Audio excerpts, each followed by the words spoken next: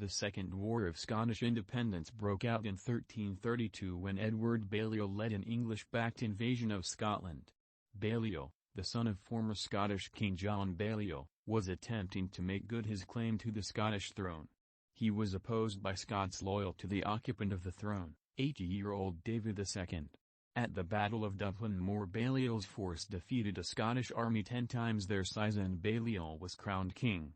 Within 3 months David's partisans had regrouped and forced Balliol out of Scotland. He appealed to the English king, Edward III, who invaded Scotland in 1333 and besieged the important trading town of Berwick. A large Scottish army attempted to relieve it but was heavily defeated at the Battle of Halidon Hill. Balliol established his authority over most of Scotland, ceded to England the 8 counties of southeast Scotland and did homage to Edward for the rest of the country as a fief. Regarding Second War of Scottish Independence, Anglo-Scottish War of Succession, part of the Wars of Scottish Independence and the 100 Years' War, its date was from August 6, 1332 to October 3, 1357, 25 years, 1 month, 28 days. Its location was Scotland and England. Its result was Scottish victory. Regarding belligerents, they were Kingdom of Scotland and Kingdom of England. Regarding commanders and leaders, they were King David II, Earl of Mar KIA, Andrew Murray, Archibald Douglas KIA, and Robert Stewart, and King Edward III and Edward Balliol. As allies of Scotland via the Old Alliance, the French were unhappy about an English expansion into Scotland and so covertly supported and financed David's loyalists. Balliol's allies fell out among themselves and he lost control of most of Scotland again by late 1334. In early 1335 the French attempted to broker a peace. However, the Scots were unable to agree a position and Edward prevaricated while building a large army. He invaded in July and again overran most of Scotland. Tensions with France increased. Further French-sponsored peace talks failed in 1336 and in May 1337 the French king, Philip VI, engineered a clear break between France and England, starting the 100 Years' War. The Anglo-Scottish War became a subsidiary theatre of this larger Anglo-French War. Edward sent what troops he could spare to Scotland, in spite of which the English slowly lost ground in Scotland as they were forced to focus on the French theatre. Achieving his majority, David returned to Scotland from France in 1341 and by 1342 the English had been cleared from north of the border. In 1346 Edward led a large English army through northern France, sacking Caen, heavily defeating the French at Crécy and besieging Calais. In response to Philip's urgent requests, David invaded England believing most of its previous defenders were in France. He was surprised by a smaller but nonetheless sizable English force, which crushed the Scots at the Battle of Neville's Cross and captured David. This, and the resulting factional politics in Scotland, prevented further large-scale Scottish attacks. A concentration on France similarly kept the English quiescent, while possible terms for David's release were discussed at length. In late 1355 a large Scottish raid into England, in breach of truce, provoked another invasion from Edward in early 1356. The English devastated Lothian but winter storms scattered their supply ships and they retreated.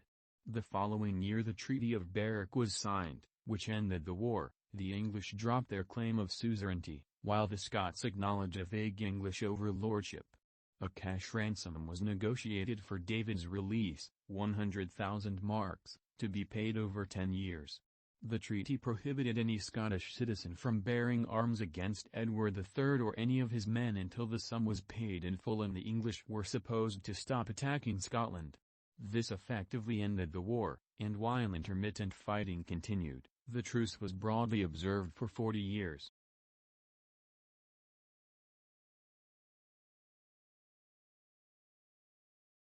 Robert Bruce, from the 1562 Forman Armorial. The First War of Scottish Independence between England and Scotland began in March 1296, when Edward I of England, reigned 1272 to 1307, stormed and sacked the Scottish border town of Berwick as a prelude to his invasion of Scotland. The Scottish king, John I, reigned 1292 to 1296, was captured by the English and forced to abdicate. Subsequent events went less well for the English, and by 1323 Robert Bruce, reigned 1306 to 1329, was securely on the Scottish throne and had carried out several major raids deep into England, leading to the signing in May of a 13-year truce. Despite this, Scottish raids continued, as did English piracy against Scottish shipping. After the newly crowned 14-year-old King Edward III was nearly captured by the Scots in the English disaster at Stanhope Park in 1327, his regents, his mother Isabella of France and her lover Roger Mortimer, were forced to the negotiating table. They agreed to the Treaty of Northampton with Bruce in 1328, recognizing him as king of an independent Scotland and ending the war after 32 years. To further seal the peace, Robert's very young son and heir David married Joan, the likewise youthful sister of Edward. The treaty was widely resented in England and commonly known as the Turpus Pax, the shameful peace. The 15-year-old Edward was forced into signing the treaty by his regents and was never reconciled to it. Some Scottish nobles, refusing to swear fealty to Bruce, were disinherited and left Scotland to join forces with Edward Balliol. The eldest son of King John. Robert Bruce died in 1329 and his heir was 5-year-old David II, reigned 1329 to 1371. In 1330 Edward seized Mortimer and had him executed, confined his mother, and established his personal rule.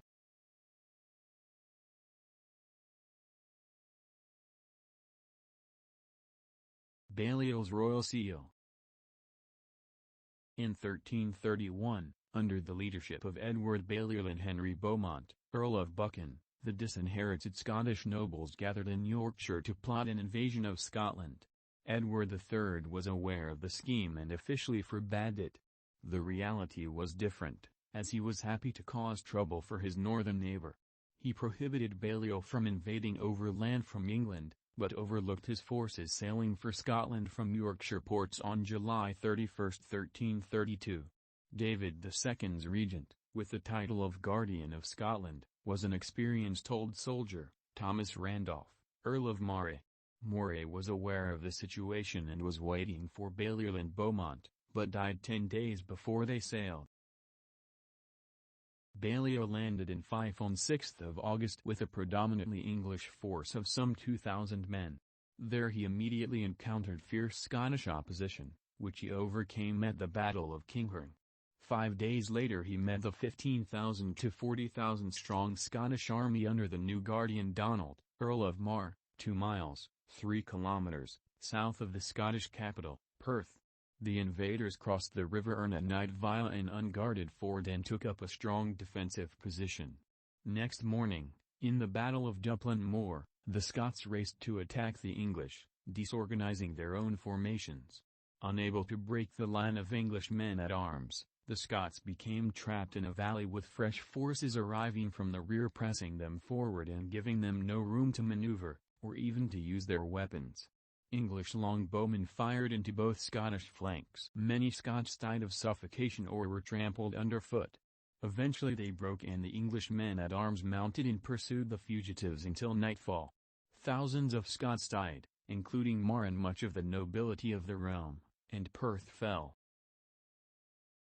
This marked the start of the Second War of Scottish Independence. On September 24, 1332 Balliol was crowned King of Scotland at Scone, the traditional place of coronation for Scottish monarchs. Almost immediately, Balliol granted Edward Scottish estates to a value of £2,000, which included the town, castle and county of Berwick. Balliol's support within Scotland was limited and he was subject to constant military challenge. For example, on 7 October David's partisans recaptured Perth and destroyed its walls. On 16 December, less than 3 months after his coronation, Balliol was ambushed by supporters of David II at the Battle of Annan. He fled to England half-dressed and riding bareback. He appealed to Edward for assistance, who dropped all pretense of neutrality, recognized Balliol as King of Scotland and made ready for war.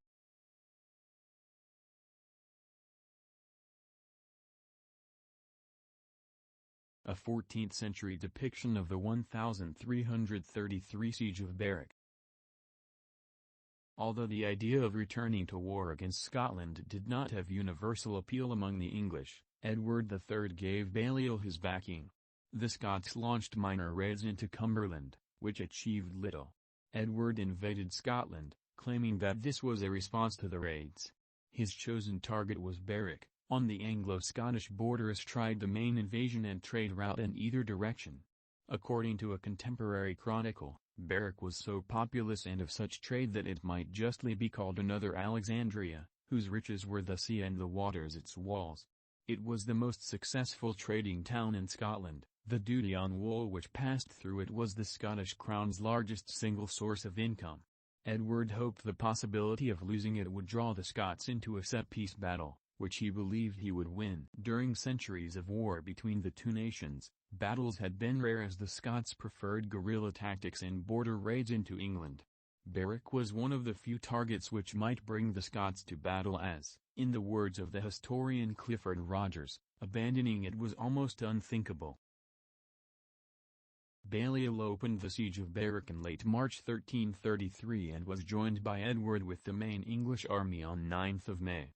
Berwick was well defended, well garrisoned and well stocked with provisions and materiel, but the English pressed the siege hard and by the end of June attacks by land and sea had brought Berwick to a state of ruin and the garrison close to exhaustion. A truce was arranged on 15 July, whereby the Scots promised to surrender if not relieved by sunset on 19 July. By this time the Scottish army under the 3rd Scottish Guardian within a year, Sir Archibald Douglas, had crossed the border and was devastating northeast England, but Edward ignored this. Douglas felt his only option was to engage the English in battle. Douglas ordered an attack. To engage the English, the Scots had to advance downhill, cross a large area of marshy ground and climb the northern slope of Halidon Hill. The Lanark Coast Chronicle reports.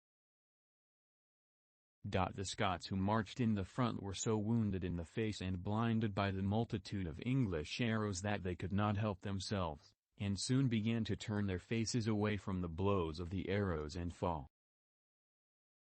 The Scots suffered many casualties and the lower reaches of the hill were littered with dead and wounded. The survivors continued upwards, through the arrows as thick as motes in a sunbeam, according to an unnamed contemporary quoted by Ranald Nicholson, and on to the waiting spears. The Scottish army broke, the camp followers made off with the horses and the fugitives were pursued by the mounted English knights. The Scottish casualties numbered in thousands, including Douglas and 5 earls dead on the field. Scots who surrendered were killed on Edward's orders and some drowned as they fled into the sea. English casualties were reported as 14, some chronicles give a lower figure of 7. About 100 Scots who had been taken prisoner were beheaded the next morning, 20th of July. This was the date that Berwick's truce expired, and it surrendered.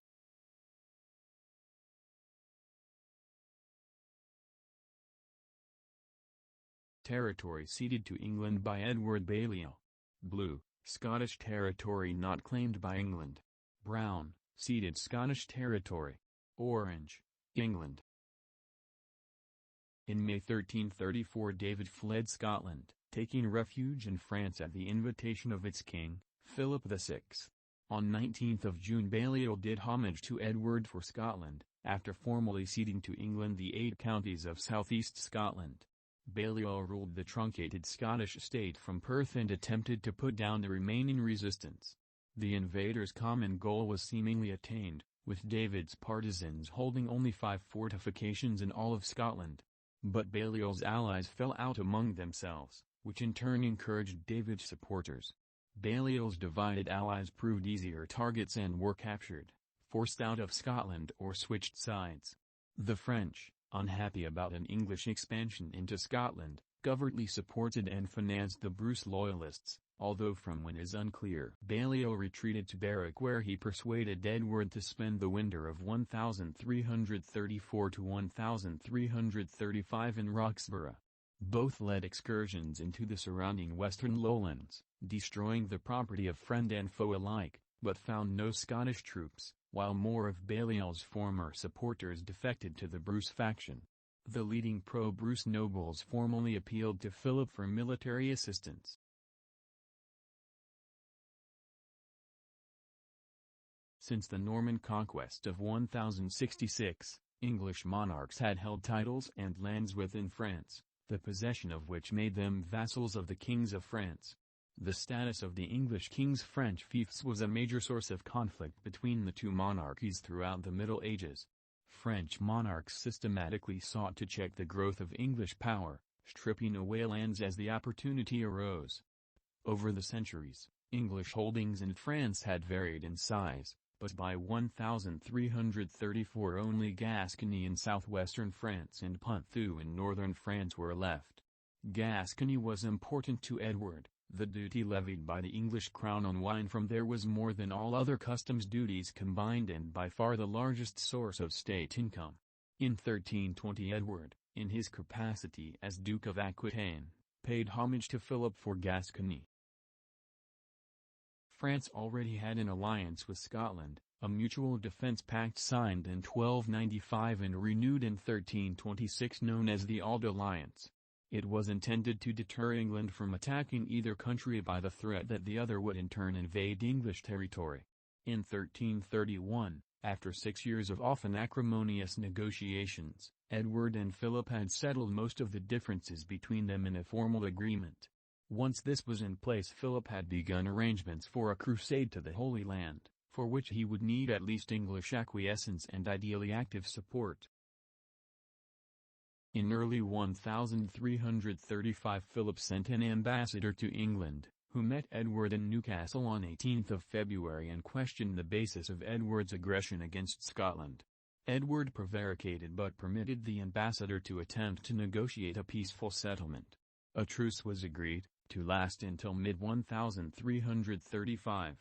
The senior Scottish nobility fell out and could not agree on a position for the peace negotiations, while Edward seems to have been happy to use the episode as an opportunity to rebuild his finances and reassemble an army.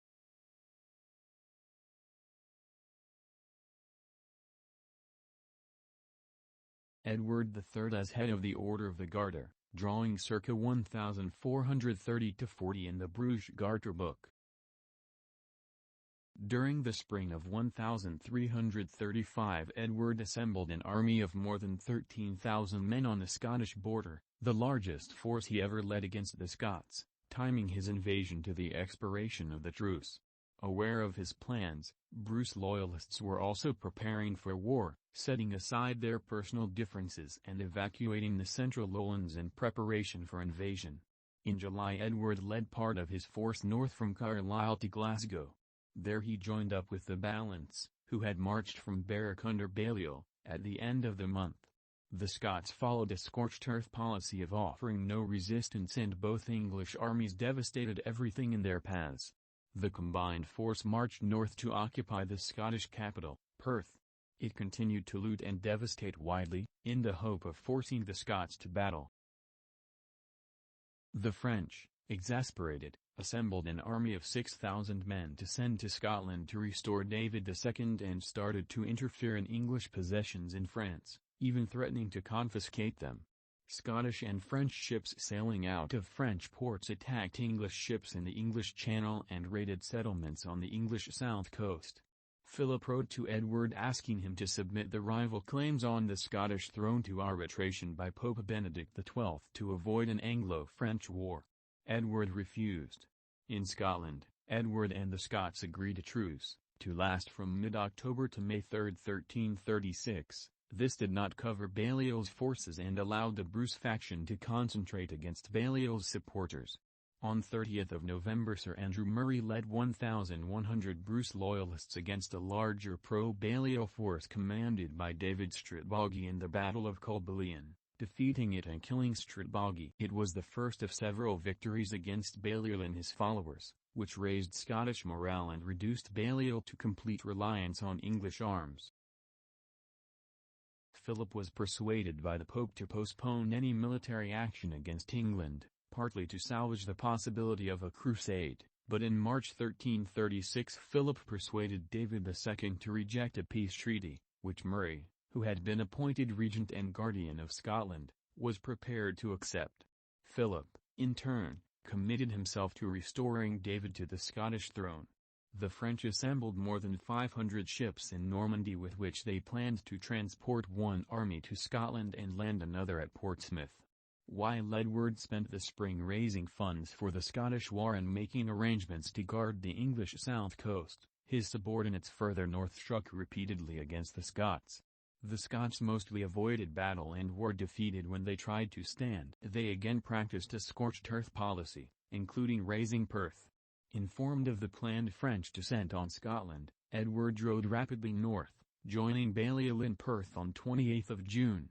When the French failed to arrive, Edward led 800 men out in mid-July, relieved the siege of Lochendorb, 100 miles, 160 kilometers, north of Perth, and devastated the east coast of Scotland between the Firth of Tay and the Moray Firth. Fars and Aberdeen were razed. The latter was a potential port of disembarkation for any French expeditionary force. Murray continued to avoid battle.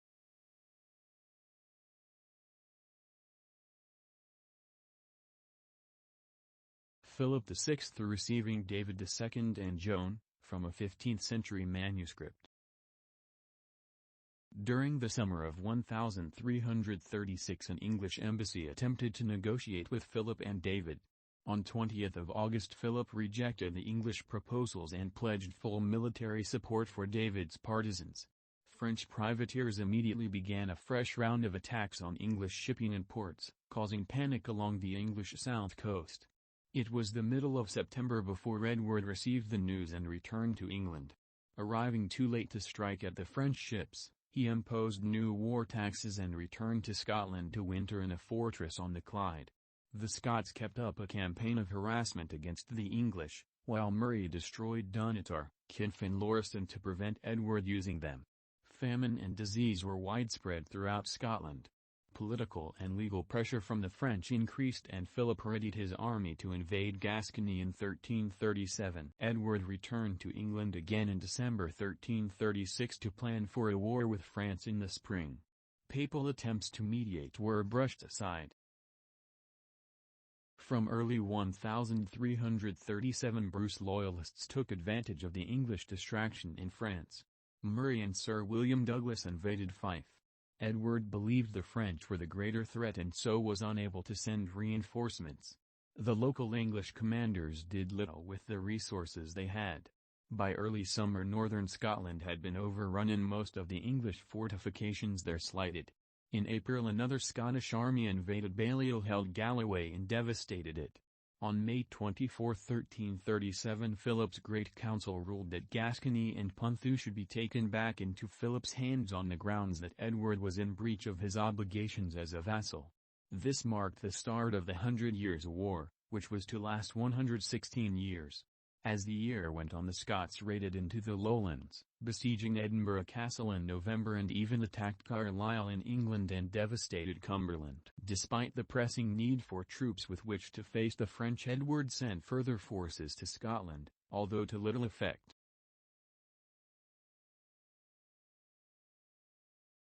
Edward needed to guard the coast of England against the French and was attempting to form a field army to campaign on the continent again, but still found enough troops to send an expedition to Scotland in 1338. The French continued to supply the Scots, who had the better of the fighting. After several bitter campaigns, in which both sides freely destroyed crops and villages to limit their opponents' freedom of maneuver, the Scots wore down the English. French forces and ships assisted in the recapture of Perth in 1339. By 1340 the English influence in Scotland was limited to a handful of fortifications, Stirling being the most northerly, all of them either besieged or blockaded and supplied by sea from England. Hostilities were frequently interrupted by truces, which were not always well observed. A coin depicting David. By 1341 fighting with the English had died down, but the Scottish nobility was riven with feuds. The teenage David II returned to Scotland on 2nd of June with his wife Joan, Edward's sister, and attempted to establish his own authority and surround himself with his own people, inflaming an already tense situation. Nevertheless, the English were steadily pushed back, with Stirling capitulating to the Scots in March 1342 after a lengthy siege, removing the last English stronghold in Scotland north of the immediate border area. Even there, the strong castle of Roxburgh fell to a dawn escalade in the same month. David's difficulties in imposing his authority were typified when he rewarded Alexander Ramsay of Dalhousie for retaking Roxburgh by appointing him Constable of Roxburgh and Sheriff of Teviotdale. This enraged Douglas, who had tried and failed to retake Roxburgh himself several times and who by some reports had already been given the positions. Douglas responded by imprisoning Ramsay and starving him to death. By 1345 David had established a degree of political control over the powerful Scottish nobility. The Scots continued to rage repeatedly into England.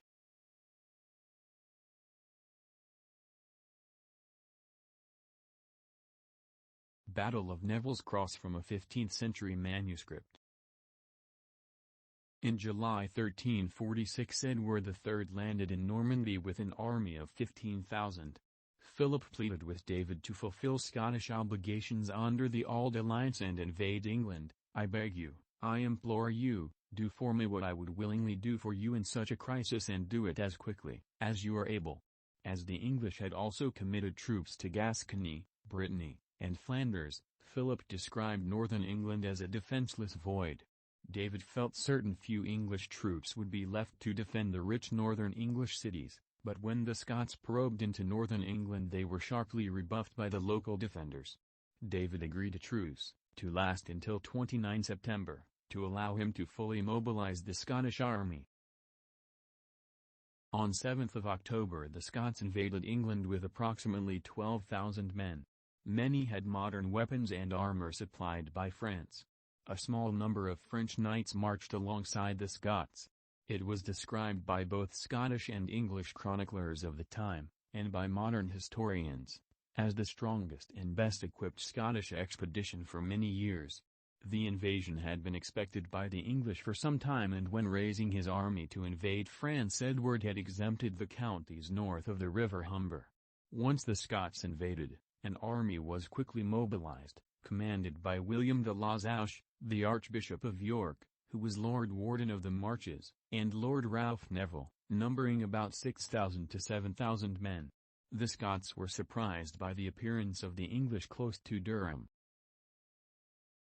On 17 October the two armies faced off. A stalemate lasted until the afternoon when the English sent longbowmen forward to harass the Scottish lines. The Earl of Menteith attempted to clear away the English archers with a cavalry charge, but this failed. The archers then succeeded in provoking the main Scottish force into attacking. By the time the first of the three Scottish divisions came to hand combat it had been disorganized by the broken terrain and the fire of the English archers and was easily dealt with. Seeing their first attack repulsed, and also being harassed by the English archers, the third and largest Scottish division, on the Scottish left, under the Earl of March and Robert Stewart, broke and fled. The English stood off from the remaining Scots under David II and poured in arrows. The English men at arms then attacked, and after fighting with what Jonathan Sumption describes as ferocious courage, the remaining Scots attempted unsuccessfully to retreat and were routed. David, badly wounded, was captured after he fled the field, while the rest of the Scottish army was pursued by the English long into the night. More than 50 Scottish barons were killed or captured. Scotland lost almost all its military leadership.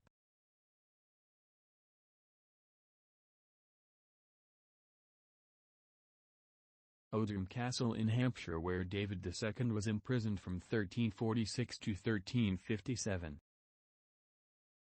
With David an English captive, Balliol, who had fought at Neville's Cross, set about recruiting forces for another excursion into Scotland. Neville and Henry, Baron Percy swiftly pressed the English advantage in the Anglo-Scottish border area. Balliol's subsequent campaign restored some of the southern communities to his allegiance, but on the whole, made little headway. With their king a captive, the Scots appointed Stewart Lord Guardian and regent for David. Stewart was David's nephew, the heir apparent and a future king of Scotland, as Robert II. Stewart could be depended upon to defend Scotland from Balliol and the English, but otherwise was more interested in securing his own power than looking after that of his king. Stewart's authority was weak, as it largely depended on his acting on David's behalf, and David was himself attempting to control affairs from England. Added to this, Stewart having abandoned David at Neville's Cross gave David reason to mistrust him. Edward attempted to come to terms with the Scots, using David as a bargaining counter. The details of the negotiations are unclear, but it seems that in 1348 Edward suggested David hold Scotland as a fief from England, naming Edward or one of his sons as his successor should he die without children. In 1350 Edward offered to ransom David for £40,000, the restoration of Balliol's Scottish supporters and the naming of Edward's young son John of Gaunt as David's successor, should the king die without children. Scotland as a fiefdom had been dropped from the negotiations. David was permitted to briefly return to Scotland in early 1352 to try to negotiate a settlement. Stewart was disinclined to support any terms which removed him from the succession, and the Parliament of Scotland rejected Edward's terms in March 1352. David returned to English imprisonment. Still preoccupied with the war in France, Edward tried again in 1354 with the simple demand of ransom, without settlement of the English claim to suzerainty over Scotland. The Scots also rejected this, partly because it would leave open the possibility of further English attempts to bring Scotland under their control.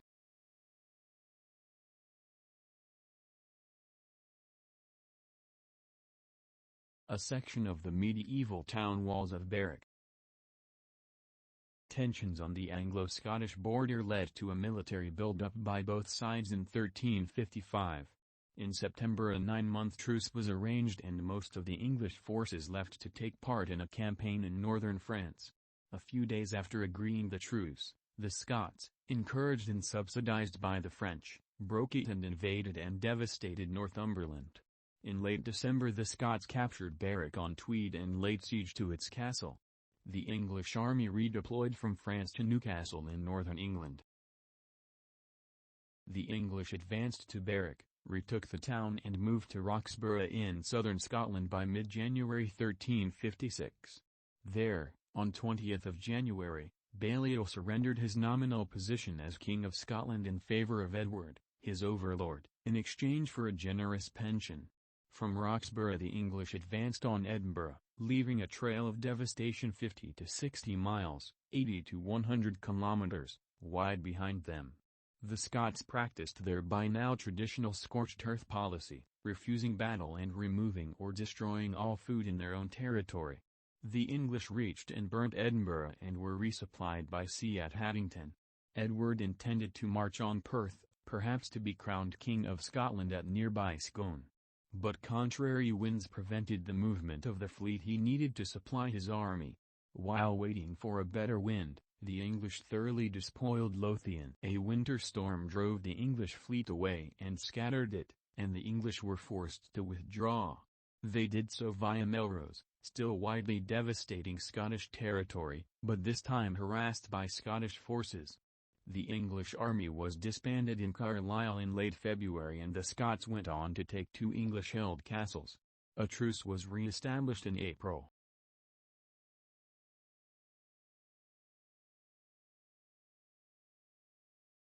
David II acknowledges Edward III as his feudal lord, as depicted in 1410. In September 1356 the French suffered the shattering defeat at the Battle of Poitiers. Approximately 6,000 from an army of 14,000 to 16,000 were killed or captured. The King of France was one of those taken prisoner. This destroyed any Scottish hopes of satisfying their war aims as part of a French-imposed general treaty and raised the possibility that English troops would be freed up for further campaigning in Scotland. With no prospect of further military or financial assistance from the French, the Scots negotiated a ransom of 100,000 marks, £67,000, for the return of David. According to the Treaty of Berwick, the ransom was to be paid over 10 years, on 24th of June, St. John the Baptist's Day, each year. As a guarantee of payment, 23 Scottish nobles were held by the English. The treaty prohibited any Scottish citizen from bearing arms against Edward III or any of his men until the sum was paid in full and the English were supposed to stop attacking Scotland. With the signing of the Treaty of Berwick, the Second War of Scottish Independence was effectively over. Edward had achieved little and the Scots had maintained their independence. However, the agreement was a truce, not a peace treaty, and while it lasted for 4 decades, intermittent fighting continued. Large-scale hostilities resumed in 1400 when English King Henry IV, reigned 1399 to 1413, led an army into Lothian. David returned to Scotland to deal with the rivalries of his nobles. He was accused of having acquired a luxurious and expensive lifestyle and had to put down a rebellion in 1360. Thereafter, his throne was secure. His wife Joan did not return to Scotland with him, objecting to the English mistress he had taken during his 11 years in captivity. The treaty did impose a financial hardship on Scotland but less than the constant ravages by the English army. David stopped paying after only 20,000 marks of the debt had been met, following which renegotiation led ultimately to a reduction in the debt.